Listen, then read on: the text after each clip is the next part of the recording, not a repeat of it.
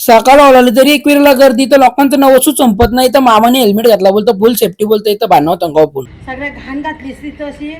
सकाळचे उठून उन्हान बसून विटामिन डी घेत होतो मोठ्या मेहून माझ्या पिसाली बोलतो पसारा कोण साफ करीन ते घरचा जुना असा रागान मोठे मी बोलताच वरती चाललेली नाही इकडे चकुली पण आपली आलती पोरी का गेलती 15-20 दिवस झाले. कारण की पलू दिला ना दिव्या दिला पोऱ्या झालाय ना गावान आपले पाणी नव्हतं आज म्हणून मी शेंट मारला कारण की बोललो आंघोळ करून काय फायदा नाही गावान पाणी नाही चकुली वास घेते शेंटचा. नीट बघ केस बरोबर आहेत का पिकलं मग काय केलंय असं गावानं आता काल करावं लागतील ना परत. आज लवकरच आलो जिमला कारण की संध्याकाळची जावचं एक वेळ आपल्याला कारण की यंदाचा चैत्र पालखी सोल्याचा मान आपले पनवेल कोलीवाड्याला भेटलेला आहे. मग जावं लागलच मग आई चला पटापट आता जिम करून डायरेक्ट निघू. 9ला घरांशी निघलो 2:30-3 वाजता पोहोचलो कारण की घाटान जाम क्लच पेटी झालेल्या गाड्यांच्या ना ट्रॅफिक पण जाम. एक वेळेला पोहोचताच आपलं पहिला दर्शन म्हणजे पायथ्याशी घेता. आता वरती दर्शनाला चाललो होतो आपले बॉम्बे पारची ना पनवेलची जिमची पोरा सगळी भेटलेली मग चालून आता वरती याताने गाडीन सगळी पोरा लूल पडलेली पण आता एक वेळेला पोहोचताच काय माहिती काय एनर्जी आली सगळी डायरेक्ट म्हणजे नॉनस्टॉप वरती पोहोचलो आम्ही नाही तर दांडका तोरी म्हणजे काहीतरी झालता वाटतं इथं.